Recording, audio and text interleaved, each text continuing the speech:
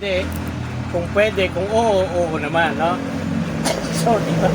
Excuse me. Sa ating buhay, mayroong mga, totoo maraming tukso. Tama? Totoo maraming hadlang, maraming hindrances na ating pagdadaanan sa ating buhay. Maraming beses tayo na dumaan sa iba't ibang mga pagsubok, no, na ating buhay na pinagdadaanan. Mayroong mga halimbawa, isang time na lang na minsan may tukso na pupunta sa iyo. Sir, sabong tayo. Pagkano tayo? Ganyan eh. Sir, inom tayo. Yeah? So, you can decide yung boundaries mo sa sarili mo na pwede mong sabihin hindi. Pwede mong sabihin oo, di ba? Kung hindi, dapat hindi. Pero sabi ko nga, as a man in uniform, kung pag-usapan niyang sugal, dapat magkaroon talaga tayong boundaries. Kasi ito ay mahigpit naman pinagbabawal sa atin, di ba? Dati, okay lang sa pulis, pumunta sa bungan eh. Diba sir, di ba? Nanaya pa. Oo, nanaya pa. Siya pang nagpapasabog. Nagana pa, nagsisintig ka pa. Matindi nga dati. So, ang alam ko, pinagbabawal na ito. Bawal na. Wala na. Kahit pumunta ka lang doon. Oo. So, dapat Dati, talaga narana- mag-ingat. Ah. Mag-ingat doon sa ating mga ginagawa. Dahil ito yung ating dapat may boundaries. So, ang ating pag-usapan ay healthy boundaries. So, kapag mayroon tayong lote, di ba? Pag mayroon lote tayo sa ating bahay, mayroon nakalagay diyan na muhon. No? Anong ibig sabihin ng nakalagay sa muhon na PS? Boundary. Anong lakay PS? Nakalagay doon PS. Na ano nyo ba doon sa sinagutan nyo? Public survey. Yes. So, yan. Public survey, no? So, ito yung private survey o muhon na nakalagay doon. Private survey po yan doon sa muhon. Na ibig sabihin, pag nilagay yan doon, hanggang dyan ang lupa mo. No? Pag lumampas ang bakod mo, away kayo. Kami tumahay mo, di ba? Kalahati lang yung pastor. Oo. Mohon, kalahati sa iyo. O kalahati sa kabila. So, dapat gano'n ang Kalahati yun. PS. I love you. Kalahati ka lang doon. Ba't yung iba tinatanggal yun? Yung iba naman inuurong. Kasuwang ka doon. Na-adjust. Na ina-adjust yung iba. Nakita ko tinanggal na eh. Yun, no? Yes, Yung iba, no? Tama. Tinatanggal na iba. So, mayroon kaming doon dati sa resort, yung may-ari nagpasukat doon sa beach, di ba? So, sa Ternate Beach. Pinasukat na may-ari yun. Nung pinasukat nila sa satellite, pag tumbok doon sa wala na doon yung muhon. Tinanggal. So, adjust. So, ang ginawa nila, nilagyan nila uli ng bago. Then, papunta doon sa beach, nawala din yung muhon. Parang hindi, in-adjust. Siyempre, naka-satellite sila. Iba na yung ngayon eh. Surveyor, satellite. Nung nakita nila, lampas ang Dalaroy sa Ternate Beach. Lumampas. Kaya yung sa Dalaroy na information area, kasama pa sa Ternate Beach yun. Nandoon sa gitna mismo yung muhon. So, kaso sila ngayon. Maglalaban sa korte. Oo. Siyempre, hindi pa pahig. tagal na. Yes. Hindi pa pahig. Matagal ng labanan. Kaya ilang taon na yun na Yung dalawang resort na yun. Oo. Kaya hindi sila magkasundo-sundo doon eh. Oo, nagkatalong hanggang ngayon. Kasi bakit lumampas kayo ng bakod? Parang 2 di pa yata, 3 ang nilampas nila doon. Siya may, hindi lang, siya may information. Oo, may information, di ba? May bakod doon. Tapos Nilagyan pa ng limpa yun. Nilagyan pa mga ng 5 bakod. siguro, mga 5. Mga 5 di pang gano'n. Ang layo pa nga. So, ito nagkaroon nagalit yung may-ari nung nagpasukat. Ito naman din ang report sa akin ng tauhan doon. Sabi ng pastor, nagalit, pumasok pa yung Hindi, wala silang karapatan. Kasi may barangay. Ang kasama yon nagsusukat. So, ibig sabihin yung muhon, nandoon mismo sa gitna ng information nila. Sabi ko, pambihira. Ang layo masyado nun. No? Oo. So, ibig sabihin, talaga kung ikaw ay nakikipag sa boundary mo, siyempre i-claim mo yun, sa'yo yun, di ba? Kung kapiraso ka lang, nag-aaway, nagpapatay na, ang matsur, di ba? Laki doon. So, sabi ko, ay, bahala. Magpapraso lang eh. So, magkaano dyan. So, dito, makikita natin, how do we establish healthy boundaries? Paano daw tayo mag-establish ng ating healthy boundaries? Sa ating mga decision ng ating mga buhay, no? Your decision determines your destiny, no? Your decision, ito yung nag-determine sa'yo ng yung destiny. So, tama ba ito or mali ang pupuntahan ko? Tama ba yung gagawin kong desisyon o mali? So, dito, the question is ganito. Nung, dito muna, si Sir Esquela. Nung ikaw ay hindi pulis, hindi nagpupulis, ano kung hindi ka nagdesisyon maging pulis ngayon, ano ka dapat ang trabaho mo? Seaman siguro. Seaman. Bakit, sir? Kasi ano ang gusto ng nanay ko seaman eh. Aha. Pero ang ginawa ko, hindi ako, pinag-aaral ako ng seaman, yung Vertical. hindi, isa is marine, ano ba yun? Marine technology. Ay, yung transportation. Ayun. Marine associate ko. Nag-enroll ako ng criminology, hindi ko sinabi. Transportation. Nalaman niya nung, ano na, So, siyempre, 2 nagalit years, yun, 2 sir. years na. Oo, nagalit yun, di ba? Sabi ko, yan ang gusto ko, ayaw mo nagawa. Yun ang decision ko. So, yung decision mo talagang pinandidigan mo Matigas yan. talaga, no? May panindigan ng Kasi decision mo. nakakita, pumapasok ako, bakit iba uniforme? Hindi puti. Nagtatanong sa ano, di ba? Ba't hindi Ang puti? uniform, polong puti, itim na pantalon, maong. Ah, Ang ganyan ang uniform ng seaman. Kasi may mga kapitbahay kami. Yung seaman, nakaputi. Seaman, wala. Nakagano, nagka-singap na. Wala na nagawa. Hanggang ano na lang yung galit, pero mamaya wala na. Wala na. Ah. Nandiyan na. Sayang. yun yung naging decision mo. Kasi, Siyempre, kung nga naman yun. oo nga naman, no? Ito yung mag-determine sa'yo sa iyong future, eh. No? Kung ito ba talaga. So, nung ikaw ay nagdesisyon na magiging police, yun talaga pinantigan mo yan. Sir, kayo, sir. Nung hindi ka, kung nagdesisyon ka na magpulis ka, kung hindi ka sanang nagdesisyon na maging pulis, ano sana ang trabaho mo yan? Nasa security industry pa rin siguro. Okay. Kasi may- Dahil? Napag-guardia rin po ako. Tsaka may ano kami, may father ko may security agency. Linya na. Okay. May agency talaga si papa ko. Si papa mo. So, kung hindi ka nagpulis, security ka lang Kaya ngayon. may-ari ng security agency ngayon. Oh, oo nga. Iba, ano? Baka sa ano, sa operation, Oo. security Oo, manager. yes, totoo yun. Kasi, Operation manager. siyempre, iba yung nagiging ano mo eh. Landas mo eh, ba? Iba yung daan mo, tinahak mong daan eh. Decision mo yun eh, di ba? Kasi, normal yun sa atin na mag-decision ako ng sarili ko. Kasi, yung iba na, paano kung sinunod mo yung mama mo, di nagsisisi ka. Kasi simal ka, layo mo sa pamilya. Baka nalunod na ako, pastor. Kapit-bahay lang yung pastor, lumubog yung barko. Hindi na nakita. Wala na. Di ba? Bakit katawan? Wala. Parang ang balita eh, ano? Lumubog. Hindi lumubog, hindi tinulak. Ay, yung last na taon? Aligate na lang laot. Grabe naman. Laglag. Yun, yung masama ron. Hindi na nakita. Yun yung destiny niya. Kinain na ng pating yun. Nahulog, Ang hirap nalunod din na sa nakita. dagat. No? So dito ating, ito yung sabi ko nga, diba sa'yo? Kung, siyempre, normal yun na nag-decide ka para sa sarili mo eh. Para sa future mo kasi titingnan mo kung ano mangyari sa'yo eh, sa buhay mo eh. Kung hindi ka nagiging police, ang trabaho mo ay security guard or head security guard or may-ari ng company. So, si Lizardo, sir, ikaw, kung hindi ka police ngayon, anong dapat ang trabaho mo? Dalawa. Kasi yung una, yung mga binata pa ako, parang na-encourage ako magpastor din. Pero tinanggihan ko dahil sa magulang ko. So nung nag-aaral na ako ng kolehiyo, education ang kinuha ko, kaya nga lang parang bulak-bulak ko, hindi magulo isip ko. Nag-criminology tuloy ako. Kaya yun, naging pulis ako. Kasi nag-criminology ako, ayun. Parang nasa stage pa pabago-bago isip. Hanggang nag-print ka na lang. Parang ngayon bumabalik ulit siya. Huli magturo. Turo din, saka parang ganun po. Maraming Pero maganda rin nangyari kasi naging pulis nga eh. police Na, teacher pa. hindi ko pa na-appreciate yung pulis noon eh.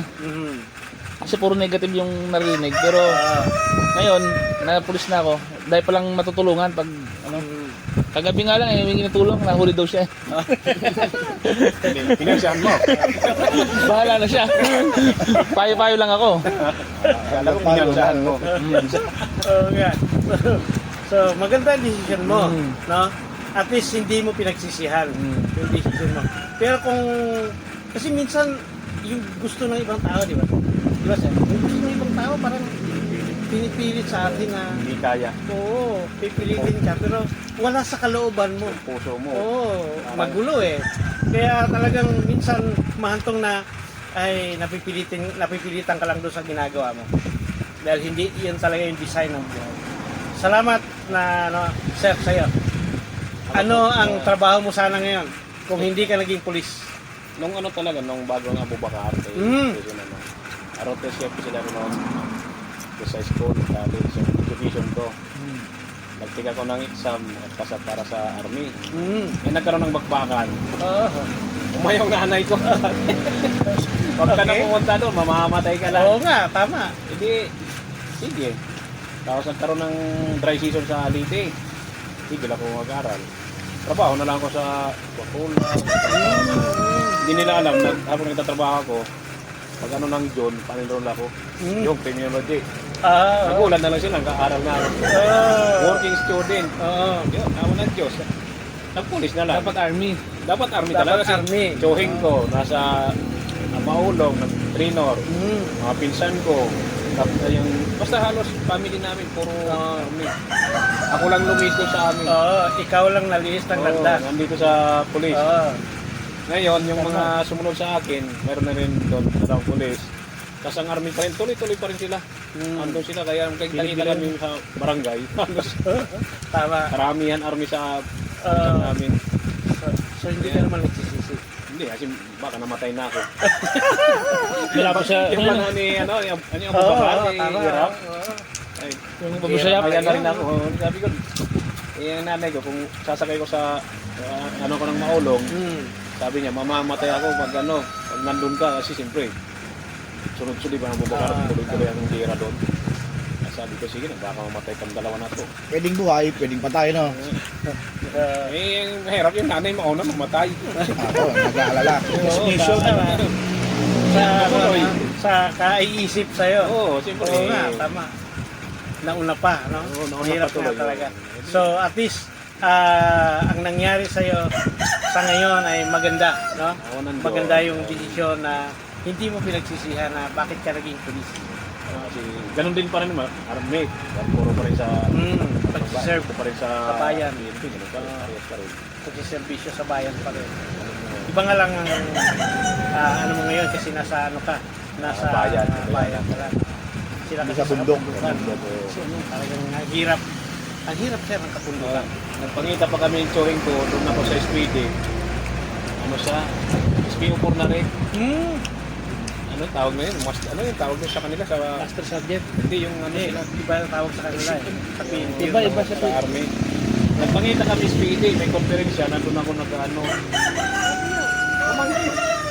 Ikaw mag-aaral ka pala, army na, tas ngayon. Pares na tayo? Ano, sorry tayo may star. Sabi ko, panapanahon lang yan. Ang bilis na promotion sa NCR. Oo nga. So, yun. At least nakita nyo na hindi kayo nagsisi sa inyong desisyon. Sabihin nyo ba? Maganda yung desisyon na ginawa ninyo. Bro, ikaw, kung hindi ka engineer ngayon, ano sana ang ano mo? Noon talaga, nag-waiter lang ako sana na pwesto.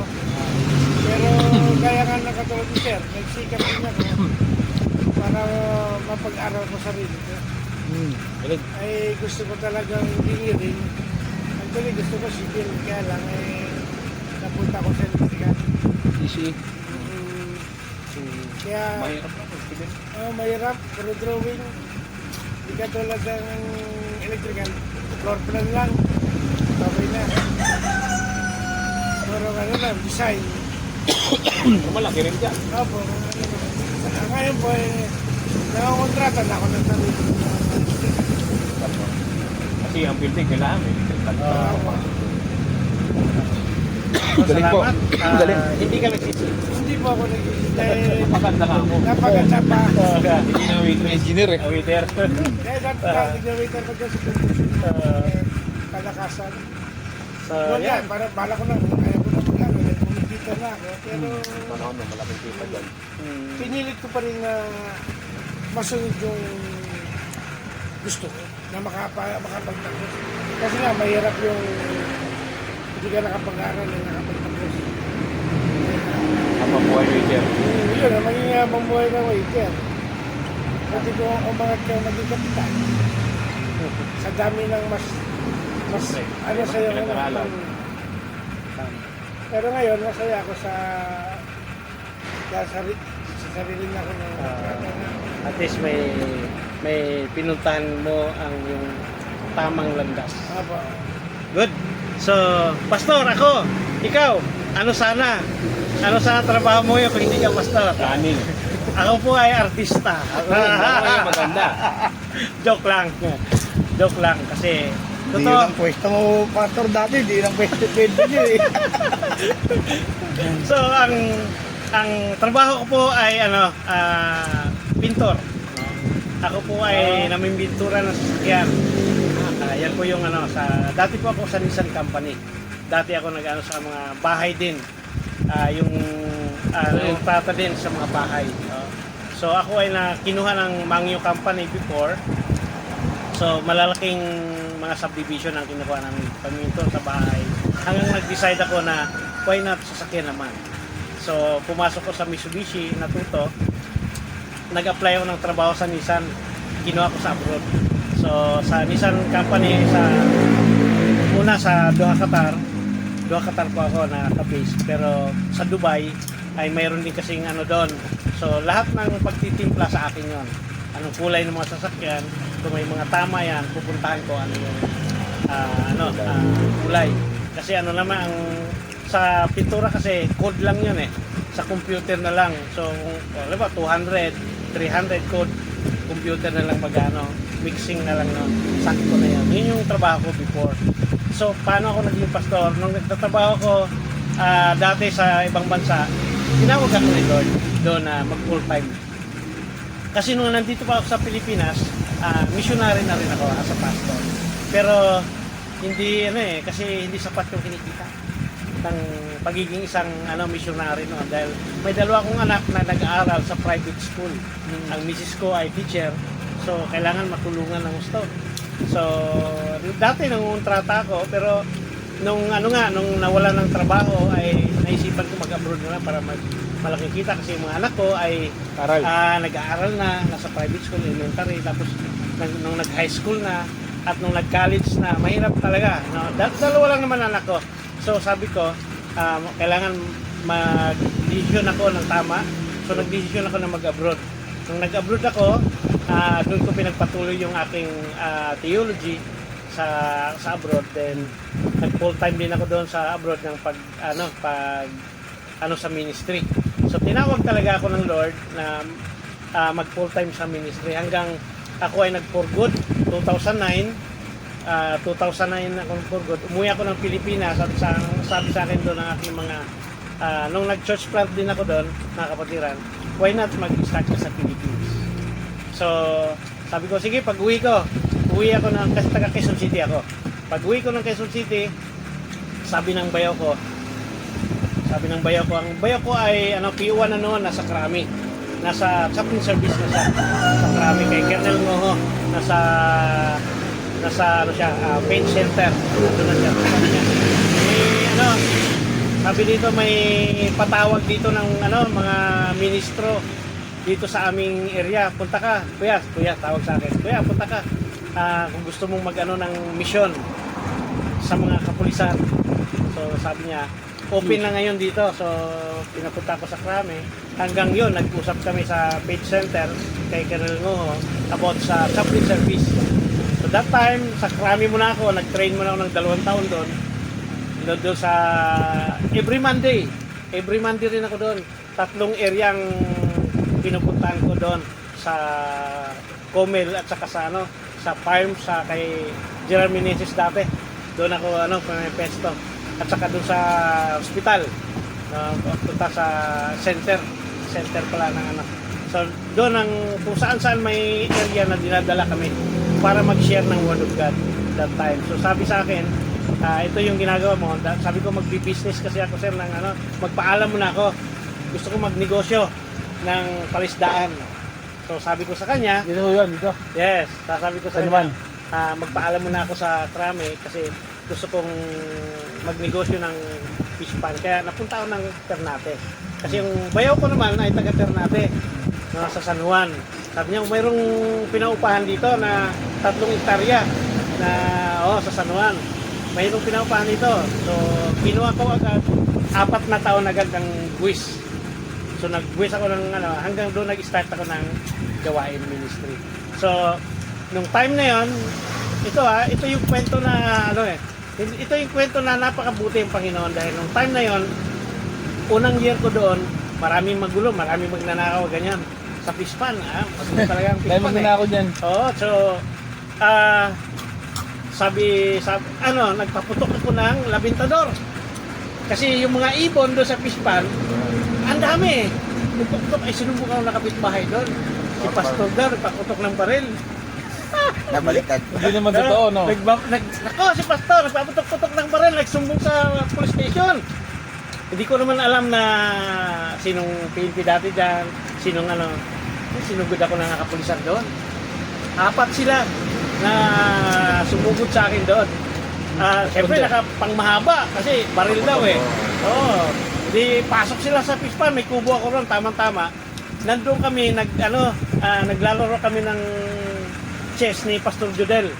Kilala mo si Pastor Jodel ng Pastor Romel, yan. Nandun sila, kasama ko, dumating yung kapulisan natin dito. Sila, Nalpe. Anong taon po yun, Pastor? sila Tibayan. Si Sir Tibayan pa dati. September bayan. Oo, Sir Anong year po Tibayan. yun? Anong year po? 2009. 2009. 2009. So, that time, nag-fish pan ako doon. Ay, sabi niya, may report kami rito na paputok-putok daw kayo ng baril. Ganyan.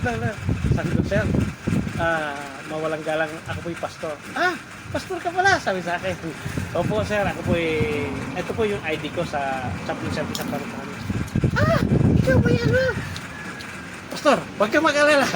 Sa station ka. Kinuha lang ako sa station. Magturo ka sa amin ng Balyos, ha. That time, kinuha ko ni Sir Tabayan na magtuturo every Monday. Kaya napunta ako ni station sa inyo. Ito yung kwento na kinuha ko doon sa fish pan. Kwentuhan ako ng mga pulis para ipakilala ako sa mga pulis na ako ay nagtuturo din sa mga pulis. So hindi nila alam ng kapaligid doon na ako ay nagtuturo talaga ng kapulisan sa Krame. Akala na salbay ako at may baril ako na nagpaputok-putok ka naman. Hindi nila alam yung paputok-putok ko doon, yung labintador na para sa ibon. Sabi ni Sir Tibayan, ikaw ba, Pastor, may gamit dyan? Sabi ko, wala eh. May armalite dito, kunin mo. Tawa lang kami. So sabi ko, hindi sir, ako po talaga ni Pastor na nagtuturo po sa Camp Krame. Ito po, kung gusto nyo, tawagan nyo si Colonel Ngoho na ako po talaga ay galing dun sa Ako po ay nagninegosyo lang dito sa Pilipan. So sabi ni, sige, ako na may paalis na rin dito sa Ternate. Andyan si Sir Alamo. Kung narinig niyo si Sir Alamo, siya yung sumunod sa kanya. So kasama na yun doon sila Melvin, sila sila Nazareno, sila Porton, sila yung mga rito. So sabi nila, Pastor, kailangan ka namin doon sa station. That time, tumulong na ako that time na mag-conduct ng value. Ang tawag sa atin noon ay hindi imbeke yung Blazer Cups. Blazer Cups. Ay bukod sa Blazer Cups, moral recovery pa. Moral recovery talaga yung natin. So, yung design sa akin ni Lord, hindi nawala. Yung design sa akin ni Lord na magpastor, tinawag talaga. So, hanggang nag-ministry na, napunta na ako kung saan tinawag, hanggang na, noon, 2009, hanggang ngayon. So, mag-ilang taon na, ilang dekada na, di ba? Isang dekada na may hindi ako umalis sa bagamat gusto kong alis kasi siyempre may mga rin tayo na busy. Kaso lang makukulit yung ating ibang tropa. Pastor, kailangan ka namin ganito. So hanggang may tulong, tumulong tayo. Then isa pa nung nag-open na tayo ng Values Coach nga sa region, si Sir Aplaska. Naalala niyo Sir Aplaska? Sir Aplaska. Ang may yan eh. Akla niya. Oo, akla. 10 kaming galing Cavite na pastor. Pinatawag talaga kami doon. kinausap niya kami na kailangan niyang tumulong sa Cavite na magkaroon ng MBK. Hindi namin alam kung ano yung MBK na ganito. So, pinaliwanag niya, kami sa PNP, sabi niya, PNP nga ba? Kasama niyo si Dr. Lee. Sabi niya, kami may brotherhood doon. May brotherhood sila, halimbawa tayong 6 dito, walang iwanan to, kapit-bisig. Kung halimbawa may kahinaan ka, kami magpapalakas sa'yo. Ito, ikaw ay medyo lumis ng landas, nandito kami para tapikin ka. Yun yung design ng MBK talaga, na tulungan. Kaya kung halimbawa lumis ng landas to, kailangan ikaw as squad leader, ikaw magpapaalas ka niya. Uy, hindi pwede yung ginagawa mo. No, halimbawa, may operation tayo sa bahay. May operation tayo sa bahay. Kunyari, may ano kayo doon, di ba? May mga iba kasing pulis na kung ano mga gamit na kinukuha. Di ba naalala niyo yung mga ganyan? Hindi nung araw, hindi may iwasan yan eh. Yung tukso ba? Ginawa yung alahas. Lipat bahay. Yes. Din na, bahay yan. So marami Hindi na tayong inintindi yung trabaho. So marami tayong dito, marami tayong nakasuwang pulis na naging ganyan dito. So natukso, siyempre, kasi walang spiritual advisor. So ito yung sabi ni Sir sa amin, ito yung konsepto ng My Brothers Keepers na tulungan, paalalahanan yung bawat isa na kapag lumis ka ng landa, kailangan tulungan siya makabalik. Kasi lagi niya sinasabi sa amin na ang pulis, nagpapakahirap yan. Nagtrabaho, nag-aral, para marating lang yung kanyang ranggo ngayon. Ayaw ko na ang isang pulis makasuhan. Doon ako na-antig, sir eh. Mayroon pakasuhan ng isang pulis. Kawawa pamilya. Kawawa din yung pinaglilingkod mo kung for how many years, di ba, sir? Ilang taon na kayo sa servisyo, sir? Ikaw, sir? 24. So, sa 24, tapos may konting lang, malita, kakasuhan ka, di ba? So that time, sabi ni Sir Apkasa sa amin na marami akong papel dyan na pinapasa sa amin. Binabalik ko na lagi kong i-evaluate, sabi niya. Pagsabihan, i-follow up yung spiritual nila kasi ayaw ko na ang isang pulis ma-dismiss sa trabaho. Kasi sayang. So yun ang papasok sa isip namin na kailangan namin tumulong sa ating kapulisan. So yun yung right decision na ginawa ko din na kung sinong tutulong sa inyo ng spiritual upliftment kung walang isang pastor na tataya. Sinong tutulong, sinong mag-aakay, sinong magpapaalala. Kasi dati talaga every Monday, nandyan yung papaalalahanin namin kami ng Word of God. Sa PICE, di ba? Sa PICE. Pag nagpa-PICE na kayo, talagang nandun yung sa Bless Our Cups, nandun talaga nagpapaalala kami na huwag lumis ang landas. Magkaroon kayo ng identity as a police, men in uniform. Huwag dungisan ng uniform. Kasi ito yung pagkatawag sa atin, di ba? Sir, ito yung pagkatawag sa inyo.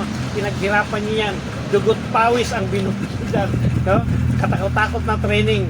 Makapasala kayo bilang isang men in uniform, di ba, sir? Kaya lagi namin pinapaalala dati, alalahanin nyo kung nung ikaw ay nag-umpisa pa lang, nung P1 ka pa lang, di ba? Gusto mong, di ba? Gusto mong umangat, magkaroon ng next level ang yung buhay, ranggo, para ka sa communicate ka sa community na makikita mo na ikaw ay isang magandang halimbawa. So wag dungisan, wag bigyan ng pangit na yung makikita sa atin as a men in uniform. So lagi namin paalala, kaya yun, sabi ko, ako nag-decide ako na ito yung maganda na nangyari sa akin na bangamat na nandito ako sa kalagayan kong pastor, hindi ako magsasawa na magpapaalala. Nagpapaalala na kung ano ang yung ginagampanan na tungkulin, gampanan mo lang ng maigi. Kasi ito yung pagkatawag sa inyo. Ito yung pagkatawag sa bawat isa sa atin. So pupunta tayo doon sa number 1 ang sinabi doon, foundation, our belief, our values. Yung foundation natin, as a men in uniform, ano yung paniniwala mo? Ano yung values mo, sa pagiging ikaw? Must be anchor on the truth. Ang yung values daw ay kailangan naka-anchor sa katotohanan. Katotohanan lang, Wag nating hayaan na mamuhay tayo sa kasinungalingan, but katotohanan. Why? Because God called you as a man in uniform, as a policeman. Tama ka? Diba? Pinili ka, tinawag ka ng Panginoon. Then, personal identity. Pangalawa, personal identity. Ito yung tinapik niya. To prevent us from confusing our identity with someone else. Ito yung sinasabi niya. Ano ba yung identity natin as a policeman? Ako ba ay pulis buhaya? Ako ba ay pulis patula? Diba? Ako ba ay masama ba yung naging sa akin ng community o pinapakita o ng imahe? Dapat makita nila na yung identity natin as a men in uniform ay makita nila na ako ay nagiging isang magandang halimbawa. Matulungin, ay pag nakita, ay, yan si sir, ano yan, mabait yan. Yan si sir, maalalahanin, di ba? Yun yung makikita ng community sa atin, yung tao na, hindi yung pag nakita ka ng isang ng community, sampahin pulis yan. Lilihis. Oo, di ba? Di ba? Sampahin yan. Walang hiya yan. Di ba? Mga ganyan. So, ano na yung identity? Mahirap. Di ba? Mahirap kung gano'n ang isang katangian ng isang policeman. So, dito, dapat makita sa ating buhay na nagiging maayos ang ating pagpapatupad bilang pulis. Tama? Bilang men in uniform, maayos yung ating sinumpaang tungkulin. Diba? Kaya nga, to serve and to protect. No? Yun yung ating sinumpaang tungkulin. Pangatlo, sabi nan, what will be responsible to protect us from being used and allow us to say no when necessary. So ito yung gusto rin na kailangan magsabi tayo ng no hanggat maaari. Kung hindi naman nakakabubuti sa atin, magsabi natin hindi. Kung hindi, hindi. Kung pwede, kung oo, kung hindi ay hindi. Pang-apat, sabi niya doon, clarifying our needs and expectation in the relationship sa atin, physical, friends, loved ones, no, sa ating mga ginagawa sa buhay. So, magkaroon tayo ng clarification kung nasa community kayo, nakikipagkaibigan kayo, hanggang doon lang. Hindi pwedeng umalalim na. Di ba? May mga lagay-lagay na, di ba? Mga ganyan. Hindi pwede. Kung may boundaries dapat. Patong na. Oo. May boundaries dapat. Oy, pulis ako. Hindi nyo pwedeng, lampasan yung pagiging pulis, ranggo ko, kaya panindigan ko. Dapat kung mali. Diba, yun talaga yun eh. Kasi ito yung nagbibigay sa atin ng magandang identity. Na mayroon kang isang salita. Pag sinabi mo na gagawin mo ang tama, sabi nga doon, truth, no, yung anchor na kaisipan natin ay naka-anchor doon sa ating paniniwala. So ating relationship sa ating komunidad maayos na nakapagbigay tayo ng magandang halimbawa. Sabi daw sa John, 1 John 4 verse 1, dear friend, do not believe in every spirit, but test the spirit to see what they are from God, because many false prophets have gone out of this world. So, mayroon kasi minsan na kaisipan na lililangin ka, totoksihin ka. Na, oy, pinapupunta ka na ganito. No? Minsan, i-verify mo muna. Totoo ba talaga yung sinabi niya? Na sinasabi ba talaga niya na pinapupunta ako na kay ganito? Kung may sinasabi siya na ito yung sinasabi niya doon sa isa at ito'y paniniwalaan ko ba? So dapat magkaroon ka mo ng verification. So dapat yung reminder sa yung karunungan, dapat lagi mong yan tatandaan na ito nagbibigay sa iyo ng inspirasyon, na paalala na yung minsan kasi may mga false spirit na ma-encounter natin habang nagtatrabaho tayo. Minsan yung bulaklak na salita lang, no? Para mapasakay ka niya sa kwento niya. Tutoksohin. Sa kwento niya. So, doon yun, reminder sa atin yun. So, dito sabi niya doon, be mindful of other people. Sabi niya doon, be mindful of others people boundaries. No? So, titingnan natin yung ating sarili, no? Na dapat magkaroon tayo ng respect other people as a person, and then personal space. magkaroon din tayo ng personal space din sa kanila. Hindi pwedeng walang boundaries, no? Kaya gaya ng pinag-aralan natin, sa ating lupa may boundaries yan. So ating pagkakaibigan may boundaries din yan. Hindi lahat ng kaibigan ay kaibigan na rin, no? Hindi lahat ng kaibigan ay susuportahan mo na kahit mali na, susuportahan mo rin, di ba, sir? Di ba? Kailangan talaga mag-isip tayo. Eh mali na yung ginawa mo eh. So dapat pag sinabi mo, oy, may huli doon, patulong, sir. Eh, dapat pag tumulong ka sa kanya, susunod, kuha ka ng lisensya, ha? Dapat ganun, di ba, sir? Tapos pag nahuli na walang helmet, susunod, pag helmet ka, hindi kita, hindi tinotolerate. No? So, ikaw yung nagbibigay sa kanya inspirasyon. No? Kasi ito yung napakaganda sa ating buhay. Sabi doon, check for sign of unhealthy boundaries. So, i-check din natin, healthy ba yung boundaries natin, no? Tama pa ba, no? Accept what is God and right for us. So dapat makikita natin, discard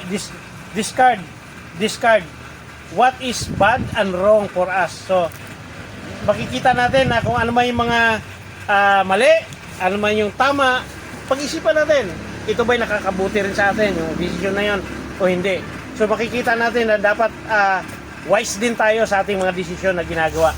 So sabi doon, dahil alalahanin kayo'y hindi nakikahigit sa iba, subalit hindi naman dinadaya ninyo, sabi doon sa, buksan natin, 1 John 4 verse 1, no? 1 John 4 verse 1. Dear friend, do not believe every spirit, but test the spirit. Sabi niya doon sa huli, your life is 100% your responsibility.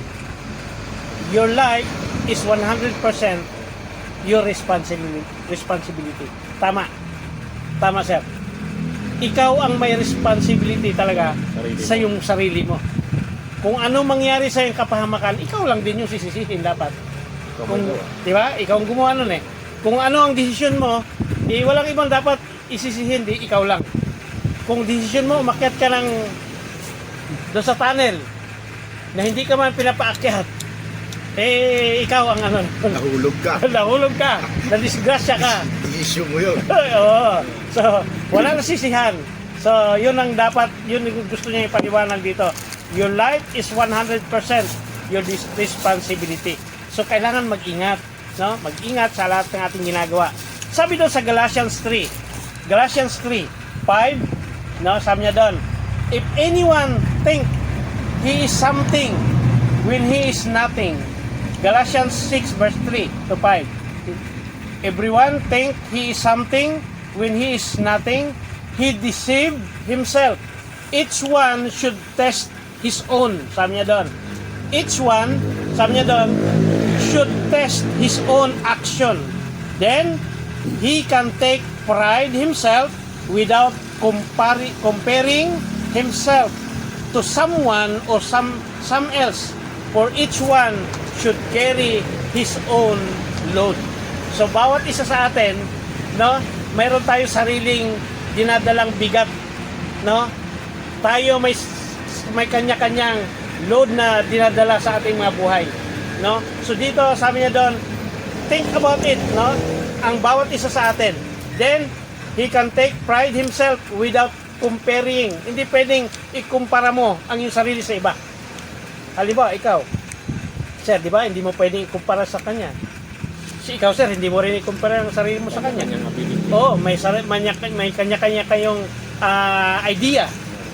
May kanya-kanyang talino, di ba? Pwede mong sabihin, mas matalino ako sa'yo. Pwede mong sabihin, mas matalino ako sa'yo. But, hindi mo pwedeng sabihin yun eh.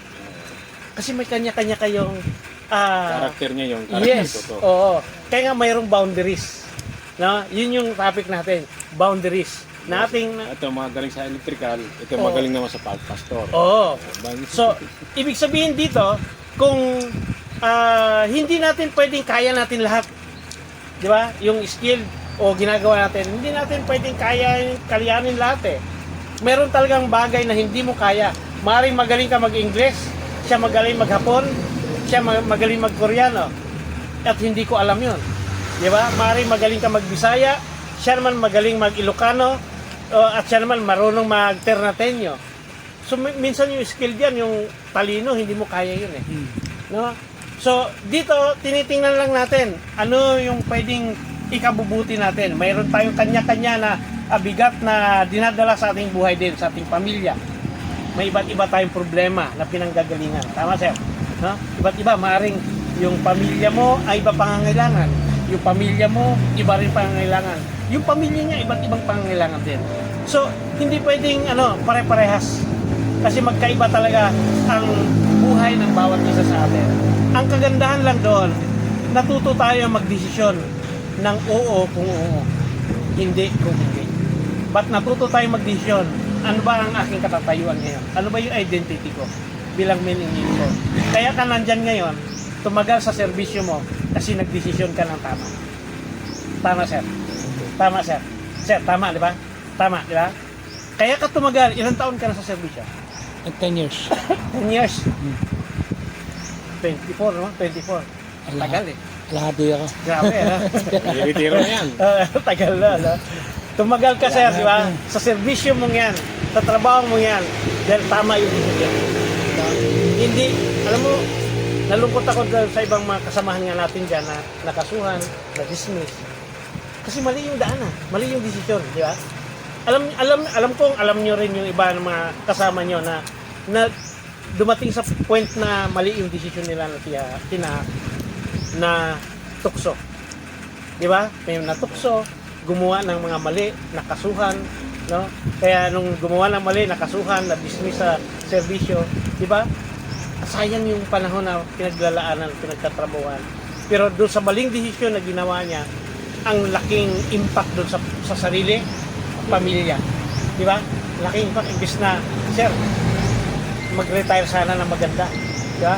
Mag-retire sana na mayroon pang negosyo. Eh wala eh. Na-dismiss sa serbisyo. Anong nangyari? Lahat ng mga pinaghirapan niya nabaliwala. At bandang huli, masasabi pa, kaya yan kasi ang nangyari. Mali kasi yung sinamahan. Mali kasi yung desisyon na ginawa. So sometimes, hindi talaga tayo pwede maninisi ng ibang tao. Sarili natin. Kaya sir, sarili natin ang ating isipin. Tama ba yung gagawin ko? Lagi niyong isipin palagi. Pag may mga tukso sa buhay ninyo, mag-isip kayo alagad lagi na tama ba yung naging desisyon ko o hindi. Hanggat maaari, ipagkatiwala niyo sa Panginoon. Pray ka kay Lord. Pray ka sa Panginoon kasi minsan dinadaya lang natin yung ating sarili. Sabi niyo, dinadaya ninyo ang inyong sarili. Suriin ng bawat isa ang kanyang sarili. Maggalak siya kung mabuti ang kanyang ginagawa. Huwag na niyang ihambing pa iyon sa gawa ng iba. Sabi doon sa Galatia, no? Ang sabi doon sa Galatia 6 verse 3, sabi niya doon, dinadaya ninyo na kayo ay nakahigit sa iba. Subalit hindi naman. Dinadaya ninyo ang inyong sarili. Suriin ang bawat isa ang kanyang sarili. Magalak siya kung mabuti ang kanyang ginawa. Huwag niyang ihambing pa iyon sa gawa ng iba. Pag malaki yung ginawa nyo ngayon sa iba, kaya mo na sapat na, no? Iba na yung pakakita sa inyo na gumawa kayo ng mas mabuti. Gumawa kayo ng tama. Nagdesisyon kayo ng tama. Huwag niyong ipagmalaki agad, huwag niyong ipagmayabang. No? Chill lang. No? Kung nakagawa ka ngayon ng mas na maganda sa ginawa mong maghapon, ito ay ipagpasalamat mo sa Panginoon. Dahil binigyan ka ng Diyos ng gabay, proteksyon sa iyong buhay. Tama, sir. Binigyan tayo ng tamang pag-isip. Tamang desisyon sa buhay natin. Kasi, ito, kung hindi ka pumunta ngayon, maring hindi mo narinig ito. Di ba? Maring hindi mo narinig yung ating kwentuhan ngayon. Maring hindi mo narinig na o nga pala, dapat ang buhay ko pala, dapat mayroong magandang boundaries. No? Mayroong magandang identity bilang isang lingkod ng lingkod bayan. Dapat ako ay magkakaroon ng isang magandang focus sa aking isipan na ang aking buhay ay nakalaan tungo sa paglilingkod ng kabutihan, hindi ng kasamaan. Kaya nga, nandito tayo, nandiyan kayo to serve and to protect. Nandiyan kayo para makita na ang buhay mo na itinaya mo. Hanga ko sa inyo. no? Hanga tayo sa bawat isa na tinaya mo ang buhay mo sa paglilingkod para makapagsilbi, para makapagbigay lang ng kapayapaan sa ating komunidad. Tama? Ilan lang tayo. Ilan lang kayo sa munisipyo eh. Diba? Wala pang 40, no? 40 plus. 40 plus lang. Di ba? How many 9,000. diba? Ang household population ng Ternate. Napakalaki. yung butante, 9,000, no? Pero yung community, halos 20,000. Dami, yung butante Dati lang. 24,000 na yun eh. Ay, meron. Dati na yun. Yung huling registered yun. voters. So, yung buhay nyo, palagi mo nga, sabi nga, 1,000, 1:1. 1,000:1 policemen. Kulang pa rin. Grabe ano? Pero bakit naging mapayapa pa rin ang Ternate? Tulungan. Yes. Sir, bakit kaya naging mapayapa pa rin ang Ternate? For how many years ka na dito? Siguro yung serbisyo ng ano dito, ng kapulisan. Tsaka Effective. sa community. Uh-huh. Community. Mm. Halos karamihan dito magkakamag-anak. Okay. Isa pa yan. May pagkakaisa sila eh. Mm. Mga Chabacano karamihan dito eh. Uh, Ngayon na lang nagdagdagan ng Ibang lahi. Ibang lahi. ano ito, ibang Bicol. Mga Bisaya. Iba area. Ito, puro Chabacano to. Oo, Chabacano. Chabacano to. Kasi 2003, nakasign na ako dito eh. Oo. Bagong pulis ako eh. Halos lahat dito, puro Chabacano. Oo. Wala pa. Sa Ano bayan una? po, sa bayan. Sa bayan. Oo. Bihira pa yun dito sa Sapa. Sa pang wala pa. Dyan. Kaunti pa nga na dyan. So naabutan nyo si, ano? Lahat na matatandang pulis yan, abutan ko. Yung Ando. Si Lingayaw. Oo. Lingayaw, Inalpe, Gabino, Oo. Si Dinko. Si Dinko. Rolyon. Ha? Rolyon. Si Jun. Yan yung si Pisan John Police. Ah, Dala yun. De Leon. Kasi Jones. Lahat na matanda.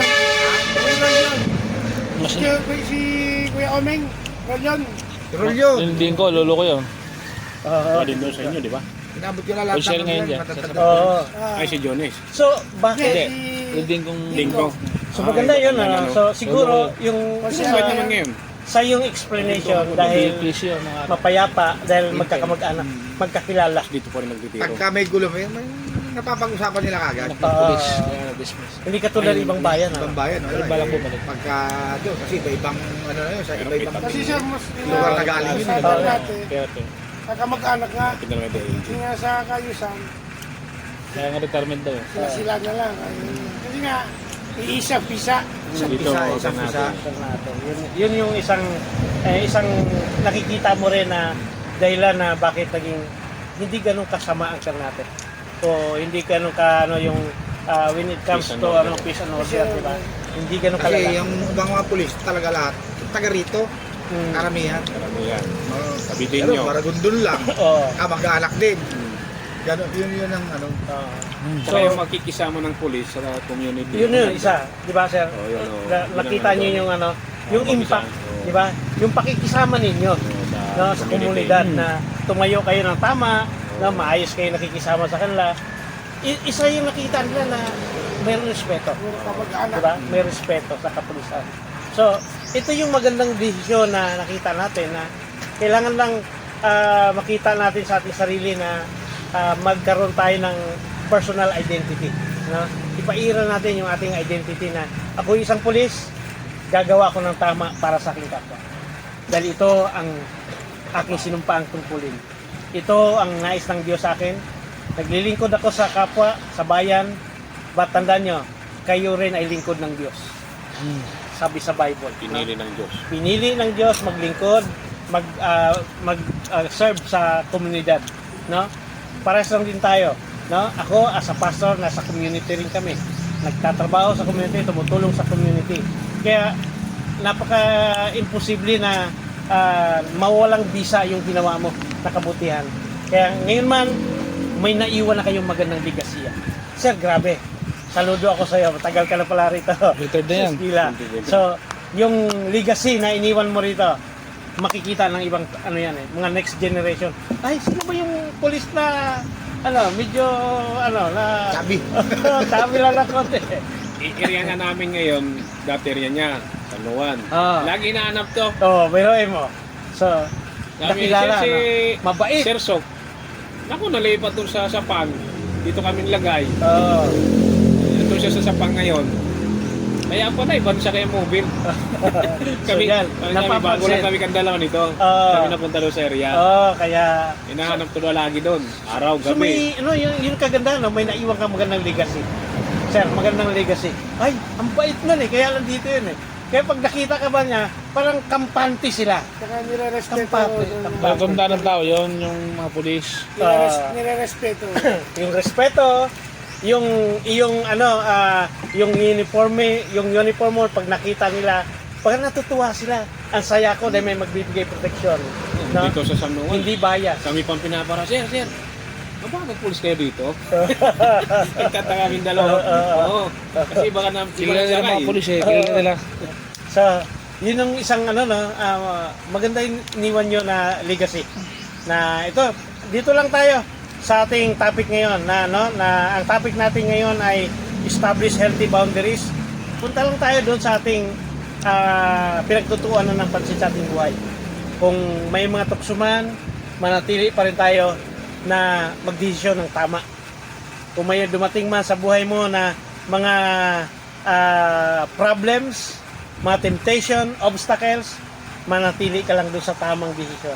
Kasi sabi nga, di ba, ang yung desisyon ang makaka-apekto sa'yo. Kung mag-desisyon ka mali, sigurado apektado rin ang iyong sarili. May natutunan, sir? Meron. Face the consequences kung magkamali. Oo. Yun ang mahirap. Yes, ang go, di ba? Consequence talaga yun pag gumawa ka ng hindi maganda. Kayo, Sir Luzardo. Ayun po. Tama naman ang sinabi ng Biblia na practical sa buhay ng tao. Maatigas ng ulo ng tao, no? Alam na natin yan, tumanda na tayo sa mundo, pero nagkakamali pa rin ang pulis. Kasi nga, ganun kahirap labanan ng tukso. Talagang ano. Pero sa tulong ng Diyos, kung tayo may Diyos, magagawa natin. Yes. Yan po. Ikapot sa Diyos. Yes, tama. Sir, kayo. Mga sa akin, Pastor, yung mga nangyayari sa buhay mo, decision mo talaga. Hindi mo pwedeng, kasi ganyan din ang paninindigan ko sa akin. Nasa good. buhay ko talaga yan. Hindi ako naninisi kung ano ba nangyari sa akin. Ginusto ko yun eh. Tama. Baga, buntot ko, hila ko. Buntot mo, hila mo. Ano? Parang ganun mo. Yun yung kasabihan ba yun? Buntot mo, hila Sa mo. amin, sa amin, sa PNP. Hindi yan matutulungan ng ng iba eh. Oo, di ba? Kasi ikaw, ginawa mo yan eh. Yun nga. Sabi niya sa'yo, bahala ka.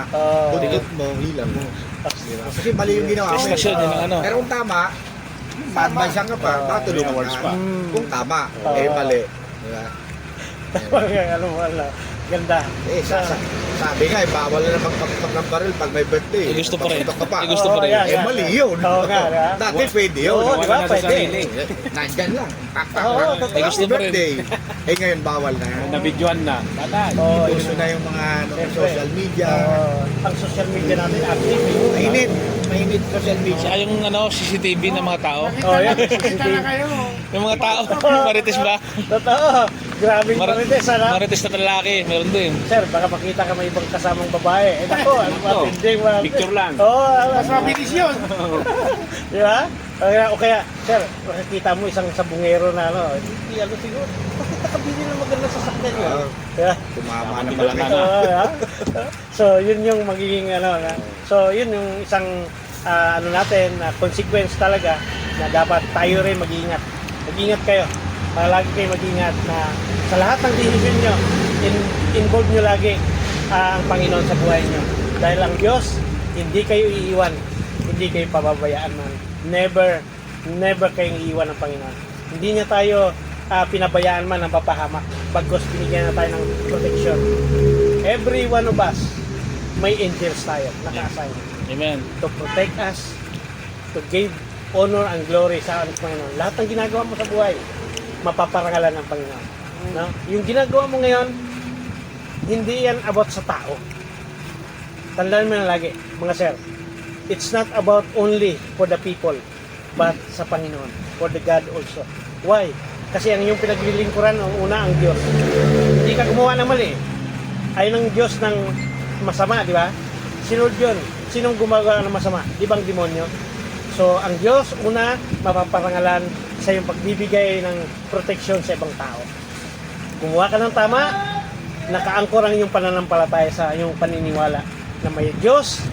One day, He will give you yung surprise na reward sa buhay mo. Yung reward na ibibigay sa inyo ng Panginoon, minsan hindi lang financial. Sa ating health, kalusugan, physical at spiritual. No, tandaan nyo, ibibigay ng Lord sa inyo maging yung pahahabain yung buhay nyo. Nang hindi kayo magkakasakit. Napakagandang, di ba? Magandang pagpapala yun, sir. Kung hindi ka magkakasakit, hindi ka madisgrasya, iniingatan kayo. Lagi ang kapulisan, lagi sinasabi na ang isang paa nasa hukay, ang isang paa nasa ospital. Lagi ko sinasabi, no. Kapag ang pulis may paniniwala, may pananampalataya sa Panginoon, lagi siyang safe kay Lord. No? Kasi, tandaan nyo, even si David, maraming kaaway. No? Si David naniniwala, ang kanyang pananampalataya sa Panginoon, paniniwala. Sabi ni David, even though I walk through the valley of the shadow of death, I will not fear no evil, because God is with me. He will protect me. Sinasamahan ako. Totoo, sasamahan kayo ng Panginoon. Iingatan kayo, gagabayan kayo. Kasi, pag nawala kayo, sino pang magtatanggol sa bayan? Di ba? Sino pang magbibigay ng tamang proteksyon?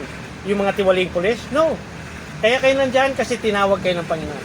Binigyan kayo ng Panginoon ng malaking nakaatang sa inyong mga balikat na tumayo kayo sa inyong sariling mga paa. Manindigan kayo. Pag tama, huwag kayong pumunta doon sa kakamalian. Kasi kayo yung magandang inspirasyon doon sa next generation din. Yung nag-umpisa pa lang ngayon nangangarap na maging pulis. Amen. Tama, sir. Kayo yung maging inspirasyon. Tagal no, 24 years. May mga pulis dyan na inspirasyon ko yun. Bakit siya tumagal sa servisyo? Walang kaso, sir. Ano? Marami. Pero napagtagumpayan naman. Discriminated Discriminated service. naman yun. Wala yun. Nagpasan. Oo. Pero okay lang yun kasi part lang naman ng trabaho talaga yun eh. Nadi-dismiss naman yun eh. So at least nagtagumpay, di ba? Exonerated lahat yun. Oo. Yung Galing, kagandahan, di ba? So ang ganda ng ginawa ng Diyos sa buhay mo. Dahil nandiyan ka, poproteksyonan ka niya. Sasamahan ka niya, iingatan ka niya sa lahat ng panahon ng iyong buhay. Amen po ba? Amen. Tayong lahat ay tayo magwakas sa panalangin. Ano ang gusto niyo i-request ngayon sa hapon ito? Sir, panalangin natin. Good health. Sir, Skila. Good health din. Good health din. Alaor, Good health po para sa buong pamilya. buong pamilya, good health. Rizardo, Yung aking lola, sana makarecover. Kasi nangihina siya eh. okay. Nasa ospital, nandiyan naman. Nasa bahay, di makalakad, di makasalita. Okay, sige. Tayo manalangin, let's pray. Lord, thank you once again. Nagtitiwala kami, naniniwala kami, Panginoon, na ang iyong mabuting kamay ay patuloy mong i-extend, Panginoon, sa buhay ng bawat anak mo na ito, Panginoon, sa mga kapulisan, Panginoon. Lord, ang bawat isang kahilingan nila, good health. Lord, sa mga buhay nila, patuloy mo silang ingatan, samahan, proteksyonan.